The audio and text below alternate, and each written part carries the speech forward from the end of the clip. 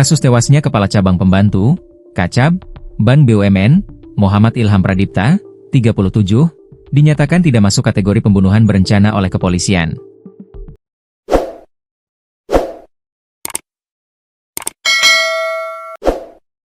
Sehingga para pelaku tidak bisa dikenai pasal 340 tentang pembunuhan berencana. Hal tersebut disampaikan Direktorat Reserse Kriminal Umum, Ditreskrimum, Polda Metro Jaya Kombes Pol Wirasatya Triputra jumpa pers di Polda Metro Jaya, Selasa, 16 September 2025. Dia beralasan tidak ditemukan adanya niat awal para pelaku untuk menghabisi nyawa korban. Terkait pengenaan pasal 340, karena mungkin kita lihat dari niatnya dari awal, kalau pasal 340 betul-betul niatnya membunuh dengan ia merencanakan, tapi dalam kasus ini bahwa niat daripada si pelaku adalah melakukan penculikan, namun akhirnya mengakibatkan korban meninggal dunia, ujar Kombes Pol Wira. Dalam jumpa pers di Polda Metro Jaya, Selasa, 16 September 2025. Penyidik menekankan, motif utama pelaku berawal dari aksi penculikan. Namun, dalam proses kejadian, korban justru kehilangan nyawanya. Dalam kesempatan yang sama, Komandan Polisi Militer Kodam Jaya, Kolonel Korps Polisi Militer, CPM, Doni Agus Prianto, menerangkan kronologi lengkap tewasnya Muhammad Ilham Pradipta. Kolonel CPM Doni Agus mengatakan peristiwa bermula pada Minggu, 17 Agustus 2025, ketika tersangka berinisial JP mendatangi seorang oknum TNI AD berpangkat Sersan Kepala, Serka N. Dalam pertemuan tersebut, JP menawarkan pekerjaan kepada Serka N, yaitu untuk menjemput seseorang dan membawanya kepada atasan JP yang diketahui bernama Dwi Hartono, DH. Menanggapi tawaran itu, Serka N kemudian menghubungi Kopral 2, Kopda FH, yang juga oknum TNI AD, untuk membantu proses penjemputan korban. Ketiganya kemudian bertemu di sebuah kafe di wilayah Jakarta Timur. Dalam pertemuan itu, JP menjelaskan secara rinci mengenai pekerjaan yang harus dilakukan, serta imbalan yang akan diberikan.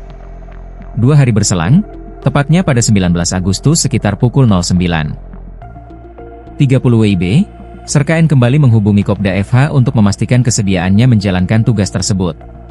Kopda FH akhirnya menyanggupi, dan bahkan bertugas membentuk tim untuk menjemput korban. Untuk keperluan operasional, Kopda FH meminta dana sebesar 5 juta rupiah yang disanggupi oleh Serka N. Dana tersebut bersumber dari JP. Pada Rabu, 20 Agustus, Serka N bertemu kembali dengan JP di sebuah bank swasta di Jakarta Timur. Dalam pertemuan tersebut, JP menyerahkan uang tunai sebesar 95 juta rupiah kepada Serka N untuk mendukung operasi penculikan. Uang itu kemudian diberikan kepada Kopda FH di sebuah kafe di Rawamangun. Setelah menerima dana, Kopda FH menghubungi seorang rekannya, Iu, untuk mengatur pertemuan. Iu datang bersama 4 orang lainnya yang berinisial Ed, Junior, hingga Ra. Mereka menggunakan mobil Avanza putih sebagai kendaraan operasional. Sekitar pukul 13.45 WIB, JP memberikan informasi bahwa korban berada di sebuah pusat perbelanjaan di wilayah Pasar Rebo, Jakarta Timur. Menindaklanjuti informasi itu, Kopda FH dan tim bergerak menuju lokasi dengan 2 kendaraan berbeda. Saat korban tiba di pusat perbelanjaan sekitar pukul 16.30 WIB, mobil Avanza putih yang dikendarai Iu diparkir di samping mobil korban. Lantas Iu dan Ed langsung menciduk Ilham dan memaksanya masuk ke dalam mobil.